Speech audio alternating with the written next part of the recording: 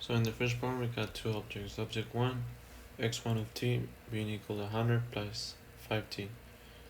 Object 2 is x of 2 of t. It's going to be 3m plus 3 plus t squared. Now to find out what time object 2 and object 1 have the same x value, we have to set both equations equal to one another. As we do that, we get 0 being equal to t squared minus 5t minus 9t. So we're going to use the quadratic formula to find the values for t. Those t values are going to represent the x values. So we got a negative 7.6 and 12.66. So we know that time cannot be negative, so we choose the option that says 12.66.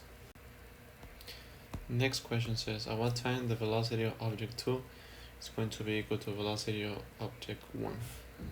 Same thing we're going to do is set up both equations equal to one another, but in this case we're going to take the derivative of both sides, and that should give us 5 equals 2t.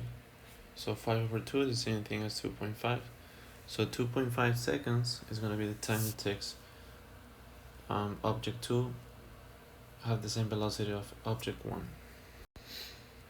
So as to draw x1 is going to be 100 plus 5t. Is going to be a linear graph, but in regards to 3 plus t squared, that should give us kind of like a curve, like a parabola.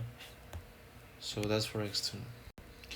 So the velocity for x1 is going upwards and it doesn't fluctuate. It's going to remain constant with a slope of 0. Same thing for x2, it will always go upwards. So that means that the velocity 2 is going to be constant as well. In regards to x1, the constant velocity, we have an acceleration of 0. For a2 is going to be constant as well.